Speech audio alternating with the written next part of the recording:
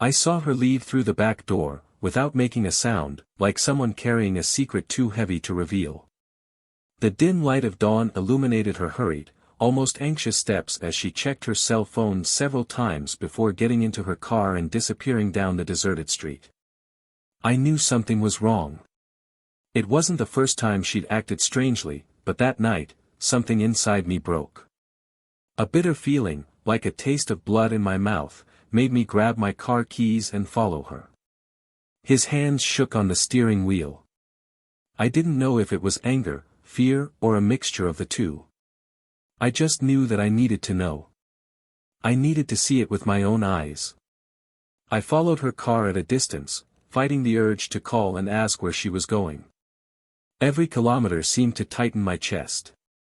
When she parked in front of a luxurious building, full of lights and muffled laughter, her heart almost came out of her mouth.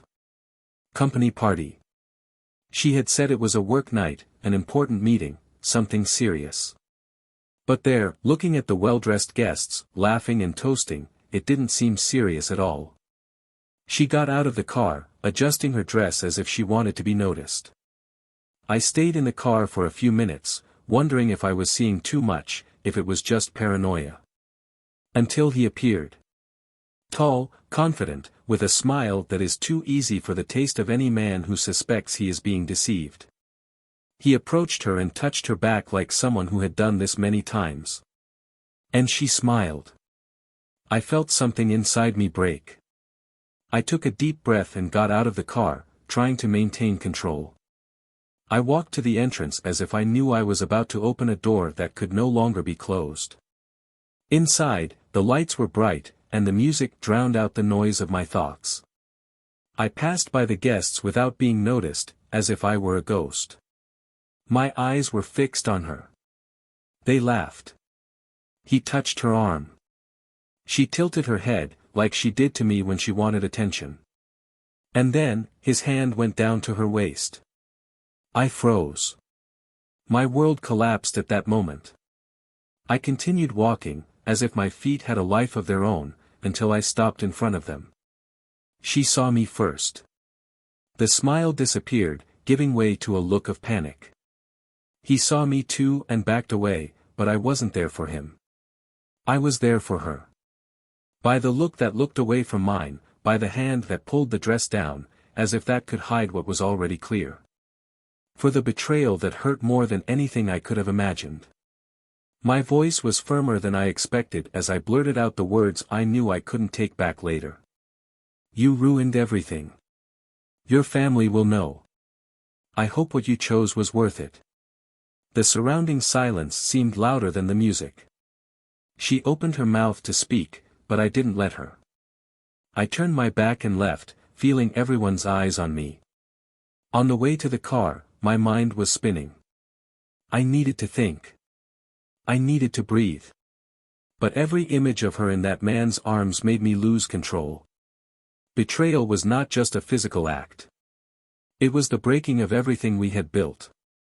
It was the certainty that I could never look at her the same way again. That everything we had become a lie. In the car seat, I looked at my cell phone and saw her old messages. The "I love yous" that now seemed empty. The promises of the future that would never be fulfilled. And then, I saw the last messages she sent me that night. Calm messages, as if you were at home, as if nothing was happening.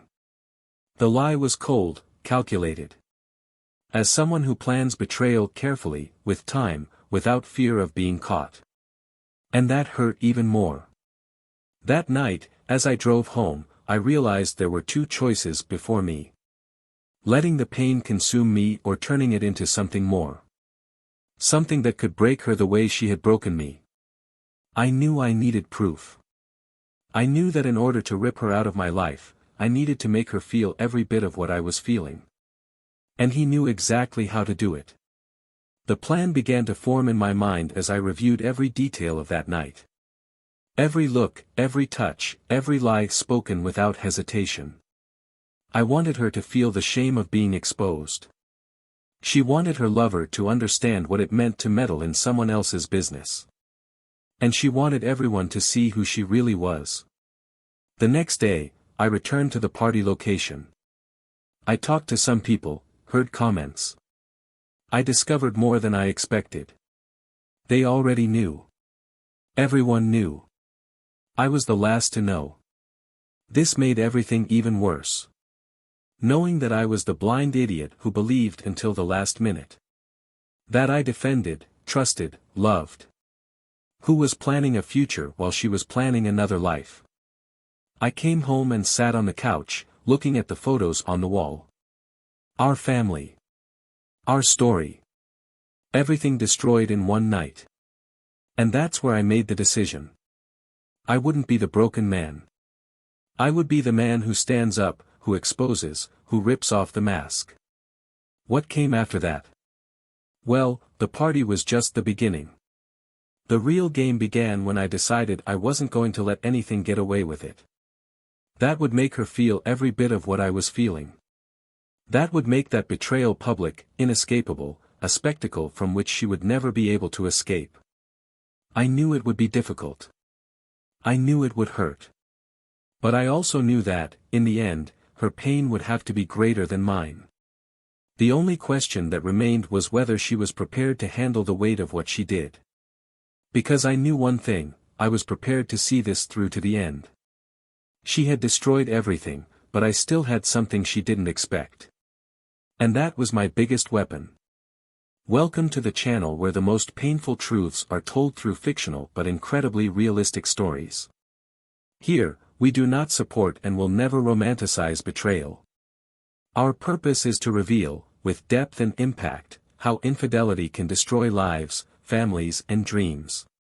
Get ready to dive into an intense narrative, full of emotions and twists.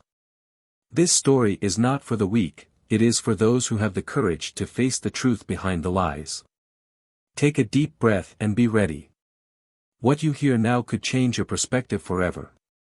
Good story. David put the coffee cup to his mouth, but didn't drink it. The steam rose and mixed with the cold morning air that came in through the half-open window. He was sitting at the kitchen table, but his eyes were fixed on his cell phone on the counter. It was a reflex he had acquired in recent months, as if he was waiting for a message, an alert, a confirmation of something he couldn't explain. He sighed, trying to remove the weight on his chest, and got up to fill the cup again. The house was silent, the kind of silence that seemed to amplify his thoughts. Across the hall, Emily was sleeping soundly. His hair spread out on the pillow and calm expression contrasted with the restlessness that had taken over David. They had been married for 12 years. They had a young son, Nathan, who was at his grandparents' house that weekend. His son's temporary absence left the house even emptier, but David knew that the silence wasn't just caused by the lack of children's laughter. Something was different.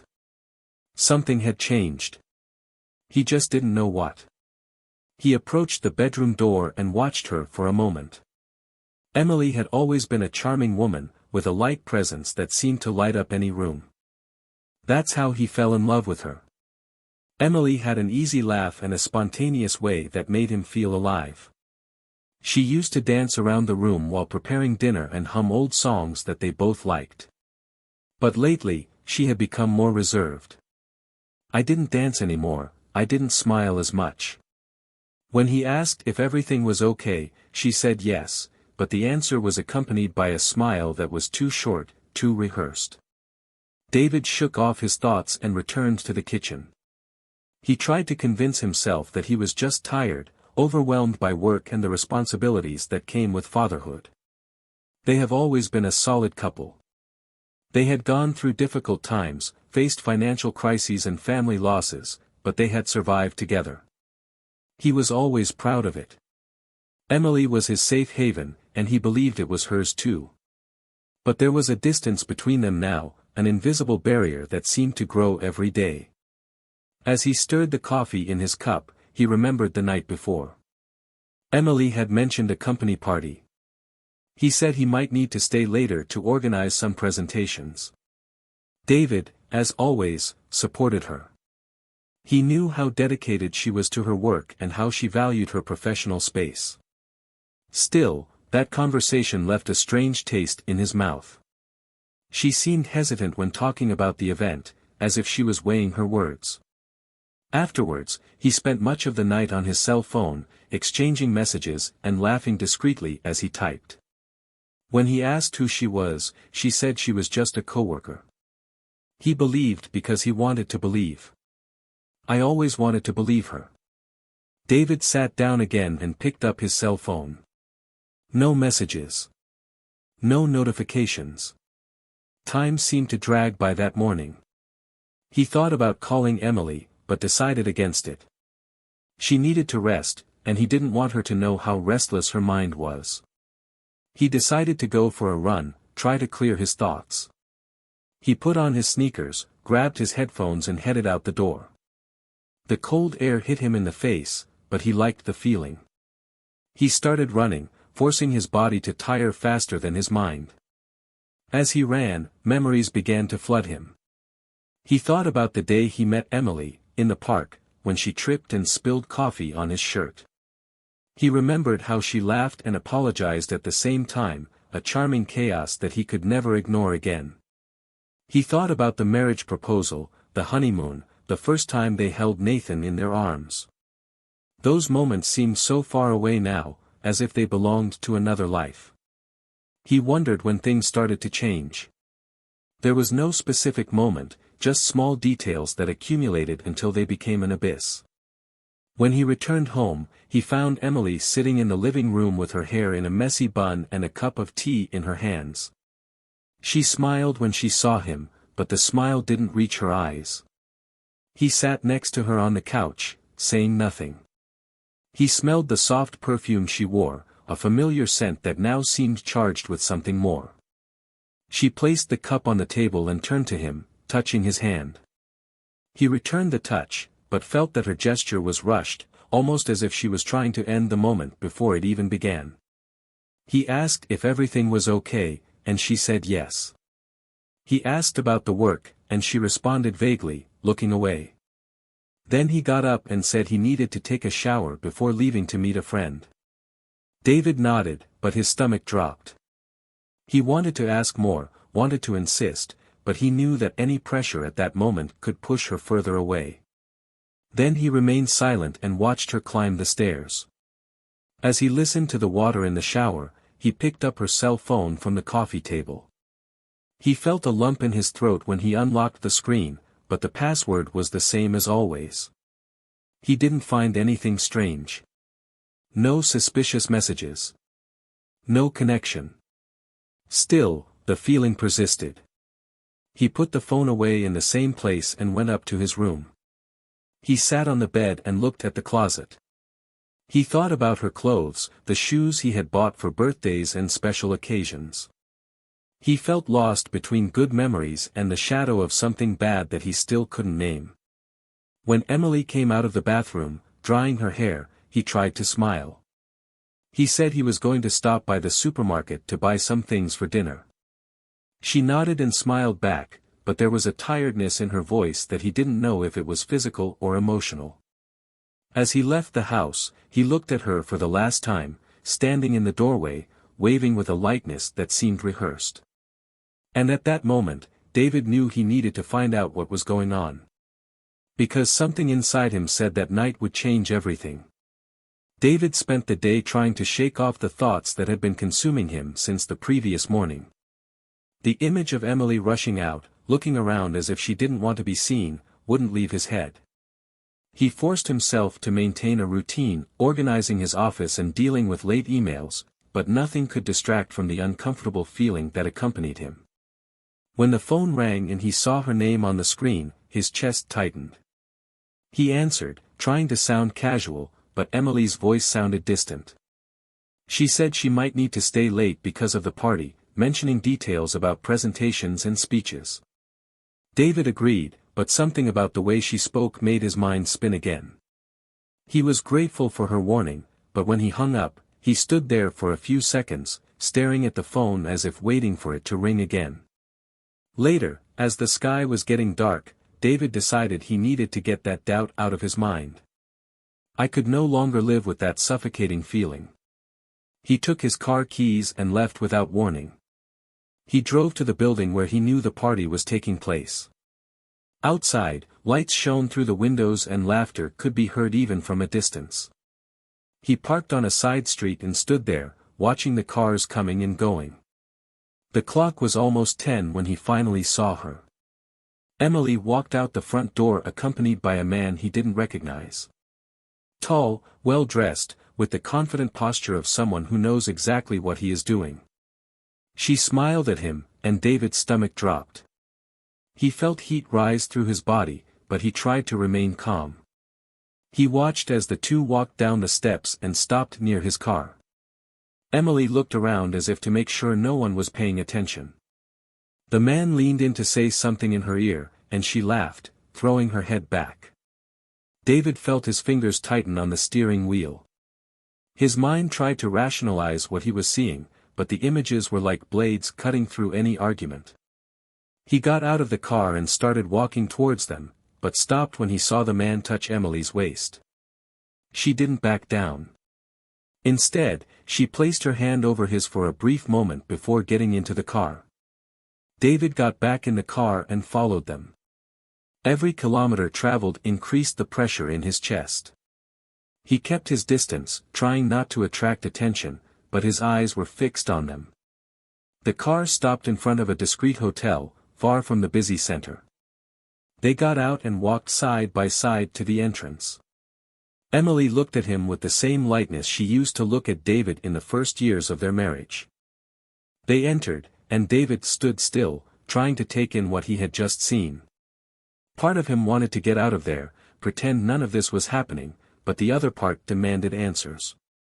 He entered the hotel and went to the reception. He pretended to be waiting for someone, but kept his eyes on the elevator entrance. Minutes later, he saw the two go up. David felt the ground disappear beneath his feet. Every movement felt heavy, as if he were dragging chains. He returned to his car but was unable to get out. He stayed there for over an hour, watching the lights on the upper floors. He thought about calling her, but decided against it. I knew it wouldn't help. The truth was already in front of him. All that was left now was to decide what to do with it. When Emily finally left the hotel, she was alone. David watched as she walked to her car, stopped for a moment as if composing herself, and then continued driving toward home. He waited a few minutes before following behind her. On the way, he rehearsed the words he would say, but none of them seemed right. When he arrived, he saw that she had already gone up to her room. He walked in and heard the sound of the shower running. He sat on the sofa, holding his cell phone in his hands, and waited. Emily came down shortly afterwards, dressed in a robe and her hair was still wet. She smiled when she saw him, but he noticed the discomfort in her eyes. David stood up, taking a deep breath, and asked how the party had been. She hesitated for a second before responding, saying that everything had gone well and that she was exhausted. He asked about the presentations, about the colleagues, about the details she should know if she were actually there. Emily started to respond, but the words came out more slowly. David knew. I knew because I knew her too well. He knew every expression, every movement. He walked over, grabbed her arm and asked again. Where have you been? This time, his voice was not calm. It was firm, almost cold. Emily tried to pull away, but he held on tighter. There was no more room for lies. He wanted the truth, and he wanted it now. She tried to come up with something, but stuttered. His eyes began to fill with tears, and David felt the ground begin to give way again. Emily looked away, and it was enough for him to know there was nothing more to be said. He let go of her arm and took a step back. Emily started talking, trying to explain, trying to justify, but he couldn't hear her anymore. His words mixed with the deafening noise of blood pulsing in his ears. David turned, walked to the door and left, leaving her there, in the middle of the room, with tears streaming down her face. The night was cold, but he felt nothing but the crushing weight of what he had just discovered.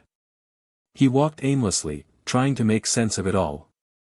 Every step seemed to echo the words he had said before leaving. "You ruined everything." The phrase repeated itself in his head like a mantra, like a sentence. He knew this was just the first part of the collapse. Something inside him told him there was still more to be discovered. And, as painful as it was, he was determined to find out every detail. David felt his knuckles turn white as he gripped the steering wheel. The car was parked a few meters from the house, but he still couldn't get out. What he had seen and heard that night was eating him up inside. Emily's words echoed in his mind like a slow poison, and the image of her with that man, the laughter, the touches, everything seemed like a movie that kept repeating itself. He couldn't understand how things got there.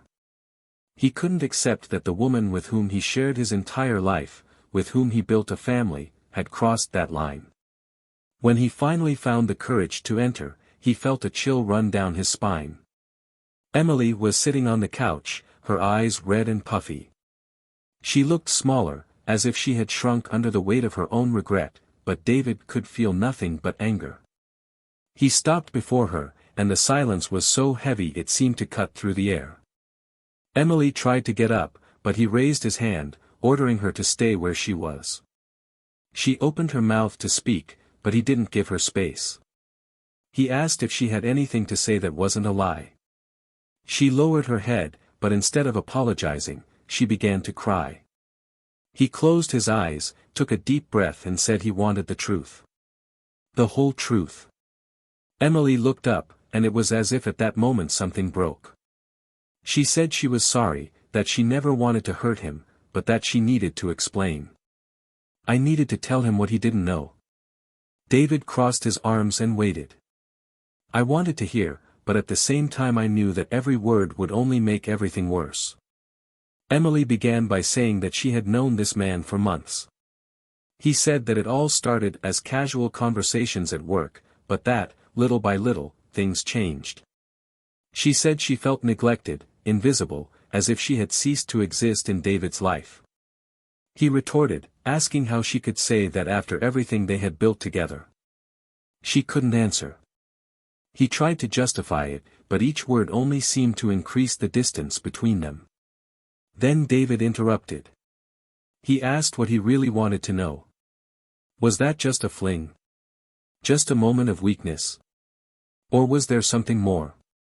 Emily hesitated. She tried to look away, but he insisted. She shook her head, but then the tears came back. He said it wasn't just one case. That there was something he needed to know. David felt his chest tighten. Emily looked at him like he was about to break down, but continued.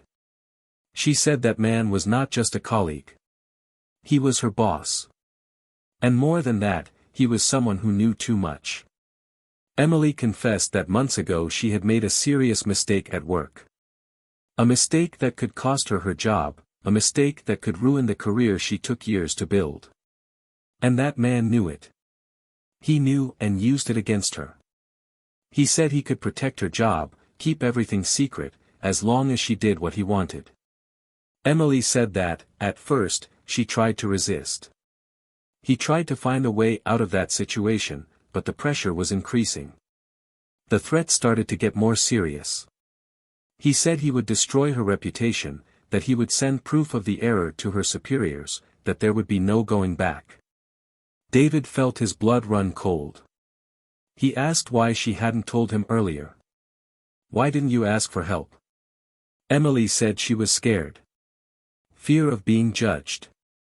Afraid of disappointing him. Fear of losing everything. She said she thought she could figure it out on her own, but the more she tried, the deeper she sank. He said that the messages, the meetings, everything started as a way to save time, but ended up becoming a prison. She started crying again, saying she didn't know how to get out. That I felt ashamed. That I hated every second of it, but I was trapped. David was silent for a moment, trying to process everything.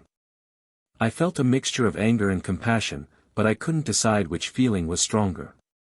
He asked if Emily loved him. If there was anything left between them worth saving. She said yes. She said she always loved him and that everything she did was out of fear of losing the life they had. David shook his head, wondering how he could believe her after all that. Emily came over, held his hands, and begged him to believe. He said he needed him more than ever, but David walked away. He said he needed time to think. He left the house again, leaving Emily lying on the couch, crying. As he drove aimlessly, he felt his mind spinning. He thought about Nathan, about how this would affect their son. He thought about the man who destroyed his family and the way he manipulated Emily. He thought about how much he trusted her and how much he had been betrayed. But most of all, he thought about what he would do next. I knew that story wasn't over yet. I knew I needed to make a decision, but nothing felt right. He stopped the car in an empty parking lot and sat there, looking at his cell phone. He saw Emily's old messages and felt his chest tighten again. I knew there was still something more, something I needed to discover before deciding what to do. And at that moment, he realized there was no going back. The only way out was to move on, no matter how painful it was. David remained in the car for what seemed like an infinite amount of time. The engine was off, and the silence inside the vehicle contrasted with the muffled noise of the wind outside. He rotated his cell phone in his hands, staring at the screen as if he expected to find answers there, but all he saw were old messages and happy photos that seemed from another life. I felt my stomach turn and my hands sweat. The betrayal had already been exposed, but now it was as if every piece of that story was spread out before him, revealing details he didn't yet know how to process. He felt the need to confront Emily again. I couldn't leave things as they were. I needed to understand how far it had gone and what it really meant. He started the car and drove back home, but on the way, something changed. Instead of going straight to the address he shared with Emily, he diverted his route and drove to the office where she worked. The building was almost empty at that hour, but the lights were still on some floors. He got out of the car and entered the building without knowing exactly what he was looking for, but with the certainty that he needed to know more. He went up to the floor where he knew Emily spent most of her time. The glass doors reflected his tired and haggard image, but he continued on. He found a security guard who observed him curiously, but David only asked to leave an important document for his wife. The excuse was enough, and he managed to pass. When he arrived at Emily's room, he stood there for a few seconds before opening the door. The room was organized, but there was something strange about the way the papers were stacked on the table. He approached and started going through the drawers, feeling his heart racing with each movement. She found printed contracts, reports and emails that looked like normal work documents, but in the midst of it all, there were messages exchanged between Emily and her boss. Some of them made clear the type of relationship that existed there. Short sentences, but full of meanings. Requests to meet her after hours. Promises to keep everything secret. David felt his face burn. He continued searching until he found an unopened envelope with Emily's name handwritten on it. He opened the envelope carefully, but the contents took his breath away. Photos. Photos of her with that man in compromising situations, taken at moments she probably didn't even know were being recorded. David let the photos fall to the floor and stepped back. His hands were shaking, and he had to lean on the table to keep from losing his balance. Then he realized that this wasn't just about betrayal. This was about manipulation, about control. He bent down and picked up the photos, putting them back in the envelope. I didn't know how to deal with it, but I knew I needed to face Emily with the evidence in hand. When he arrived home, he found her sitting in the living room, as if she had been waiting for him. Her eyes were red, but she didn't seem surprised to see him. He walked in and threw the envelope on the table, sitting on the couch across from her. Emily looked at the envelope but said nothing. David began to speak, and the words came out quick and sharp. He asked her if she knew about the photos, if she knew she was being manipulated like that. Emily's eyes widened and she took the envelope with shaking hands. When he opened it and saw the contents, he began to cry, but David had no mercy. He said that didn't justify anything. That she had hidden everything, lied, and put him in a position where he couldn't trust anything else they had built together. Emily tried to speak, but the words came out between sobs. She said she knew about the photos, that she had been threatened with them. She said that her boss discovered her mistake at work and used it to force her to give in. He said he thought if he did what he wanted he would stop, but things only got worse. David asked why she hadn't told him sooner. She replied that she was afraid. Scared that he wouldn't believe her, scared that he would blame her for what happened. David was silent for a few seconds before asking if she was done with that man. Emily replied yes, that she had cut all ties, but David was not convinced. He got up and started walking around the room, trying to process everything. Emily begged him to look at her, to understand how sorry she was, but he couldn't. Her words seemed to echo without actually reaching him. He turned around and asked her if she really thought they could move on after all that. Emily was silent, and he knew she had no answer. He felt an emptiness grow inside him, as if every piece of what they had was falling apart. Emily got up and tried to touch him, but he pulled away. He said he needed to go out and think. She tried to stop him, but he walked out the door, leaving her alone in the room. David walked down the street aimlessly, feeling the cold air hit his face. I tried to understand what I would do next, but everything seemed confusing. She knew she needed to confront the man who destroyed her family, but she also knew she couldn't just ignore what Emily had done. Each step felt heavier, as if he was carrying the weight of all the bad decisions that had led up to that moment. When he returned home, he found Emily still sitting in the same place. She looked exhausted, but got up as soon as he entered. David sat down again and asked her to tell him everything, without hiding anything this time. Emily began to speak, and the words came out as if they had been stuck for a long time. He told about the first threats, about the forced meetings, about how he tried to resist, but ended up giving in. She talked about her fear of losing her job, of being exposed, of embarrassing her family. He said he never wanted that, but he didn't know how to get out. David listened without interrupting, but when she finished he asked her if she really thought that explained what she had done. Emily said she didn't expect him to forgive her, but she needed him to know the truth. David was silent for a long time before finally saying he didn't know what to do. He said he needed time, but Emily begged him not to give up on them. He looked at her and saw the pain in her eyes, but he also saw something else. He saw guilt, regret, but also fear. Fear of losing everything. David picked up the envelope again and looked at the photos. I knew it didn't end there. I knew there was still more to be resolved, more questions to be answered. And at that moment, he realized he was just beginning. David spent the night awake. Sitting in the armchair in the living room, he looked at the envelope on the table as if that piece of paper had the power to explode at any moment. The photos that had fallen into his lap like a sentence were concrete proof of everything he feared. They confirmed every suspicion, every premonition, but they also brought new questions that he still didn't know how to answer. Emily's confession still echoed in his mind, and no matter how much he tried to find logic in it, nothing made sense. She said she was coerced, manipulated, forced to give in under threats, but part of him couldn't accept it. She should have told.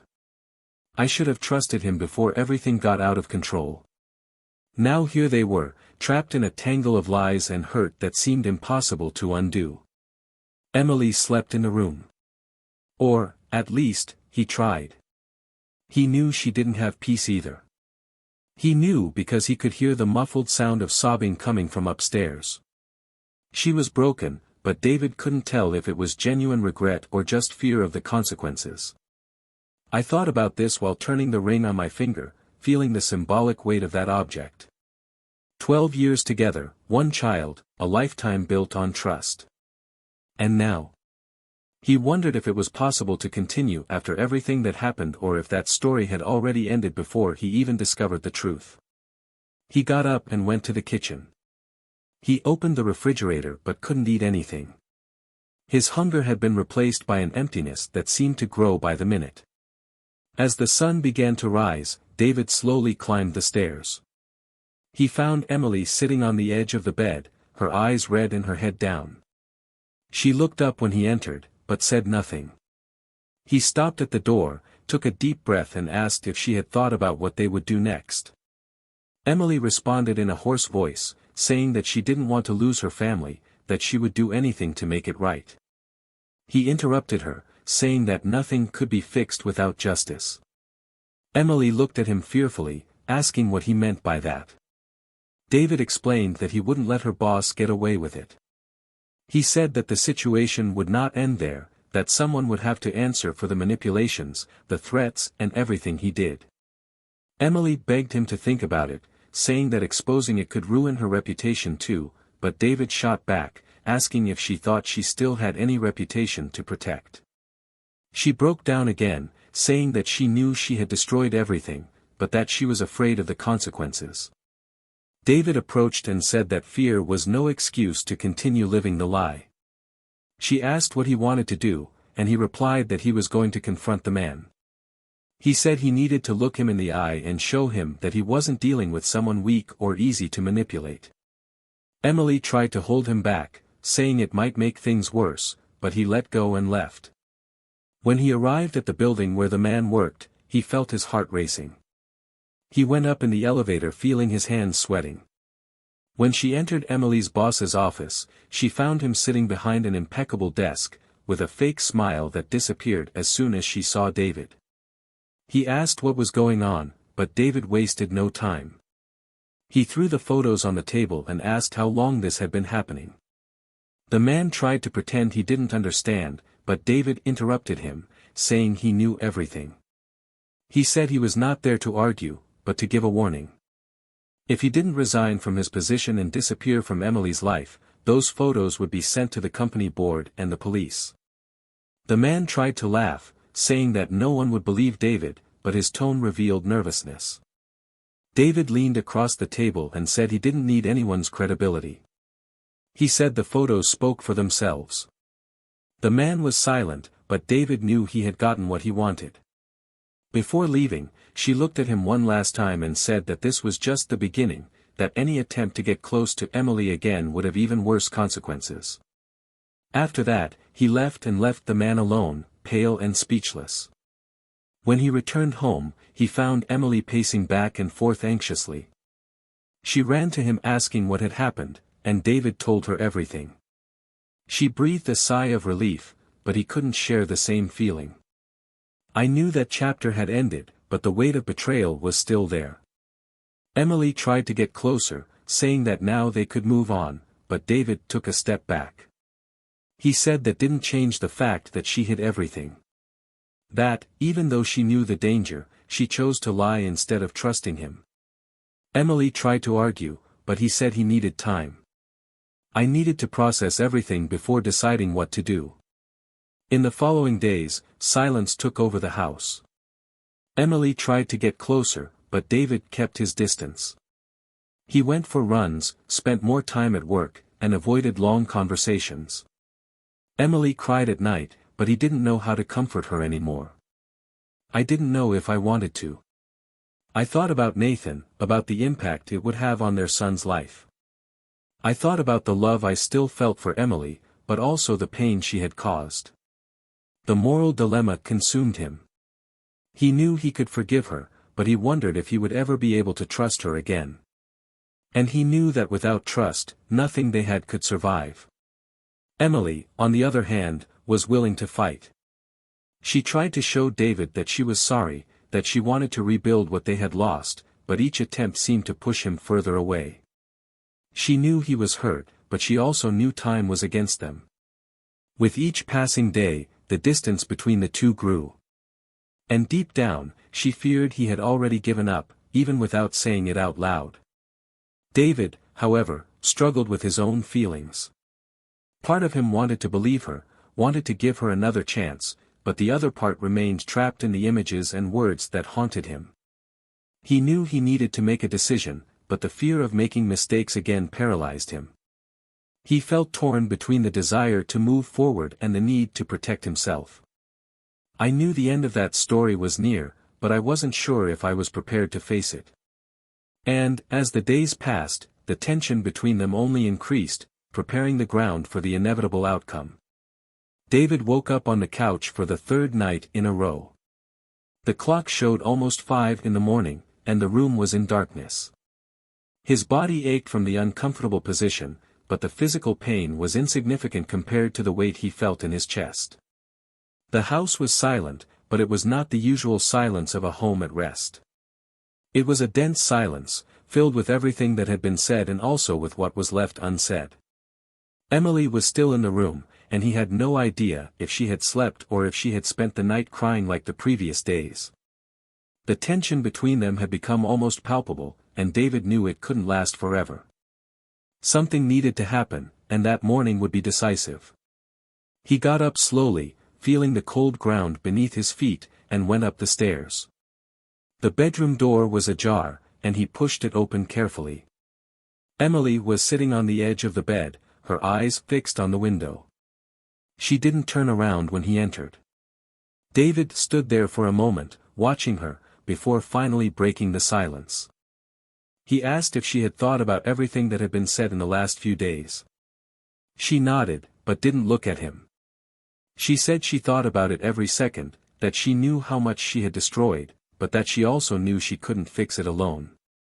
She asked for one more chance, one last chance to prove that she was sorry and willing to do anything to regain his trust. David took a deep breath, feeling the weight of her words, but didn't respond immediately. He walked to the window and looked out, as if searching for answers he couldn't find. He said he didn't know if he could forgive her, that the fear of reliving that pain was greater than he could bear. Emily got up and walked over, touching his arm, but David moved away. He said he needed to be honest, that maybe the love they felt for each other wasn't enough to get over it. Emily started to cry, but David continued.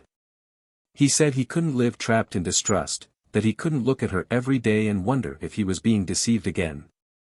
Emily asked him to try, to seek therapy, to do anything to save the marriage, but David shook his head, saying he didn't want to fix something that was already broken beyond repair. Emily fell to her knees, begging him not to give up, but David just left the room. He grabbed some clothes, put them in a small suitcase and left the house without looking back. As he drove, he felt the tears start to flow.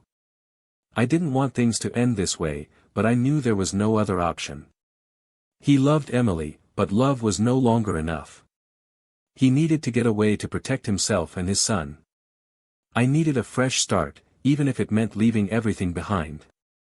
Over the next few days, David found a small apartment and began to reorganize his life.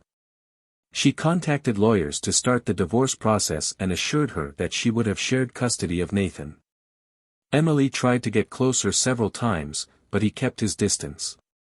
She did not respond to messages and avoided meetings that were not related to her son. Every time I saw her, I felt a mixture of pain and relief. I knew I was making the right decision, but that didn't make things any easier. Little by little, he began to feel lighter. He went back to running every morning, started focusing on his work, and for the first time in months, he began to see himself as someone who could move forward. Emily, on the other hand, wallowed in guilt and regret. He tried to start over, but each step seemed to be a reminder of what he had lost. He resigned from his job and cut all ties with his boss, who, after the photos were exposed, also lost his job and faced legal action. Emily tried to get help to deal with her traumas and mistakes, but nothing seemed enough. She missed David, she missed her family, but she knew she had crossed a line from which there was no turning back. Their son, Nathan, became her only anchor, but even so, she struggled with the feeling of emptiness that consumed her daily. David moved on with his life, but it didn't take long to realize that there was still room to start over in another aspect. He met someone by chance in a coffee shop where he used to work quietly. She was a discreet woman, but with a kind smile and a way of speaking that made him feel at ease. They started with casual conversations and over time it evolved into something more. David was hesitant at first, afraid to open up again, but he realized he deserved something new. Someone who didn't bring the weight of lies and betrayals. Someone with whom I could build a story without ghosts from the past. Meanwhile, Emily watched from a distance. She knew that David had moved on, and although it hurt to see him with someone else, she also knew that it was a result of his choices. She tried to convince herself that she would learn to live with it, but the days seemed endless. Her friends moved away, and her own family judged her. It was as if he was paying the price for every lie, for every wrong decision, and although he tried to find reasons to continue, there were nights when regret seemed stronger than any hope. As for Emily's old boss, the man who started this whole chain of destruction, he faced public ruin. The photos were leaked and his reputation was destroyed. His wife left him, his children cut off contact, and he lost everything he had built. He was forced to move, starting an isolated life, surrounded by the weight of his own actions. In the end, no one came out of that story unscathed, but some learned to rebuild while others were consumed by the consequences. David looked at Nathan one night as he put him to sleep and felt unexpected relief. I knew I didn't have all the answers, but I also knew I was on the right path. The pain was still there, but it no longer defined him. He had learned that starting over didn't mean erasing the past, but rather accepting that it was part of who he was. And for the first time in a long time, he felt at peace. If you've made it this far, we want to hear from you. What did you think of this story? Comment below and share your reflections on the impact of decisions and lies on people's lives. Don't forget to subscribe to the channel to follow more stories like this. And remember, this channel does not support cheating of any kind. The stories told here aim to show the real consequences of wrong choices and how they can change lives forever. Until next time.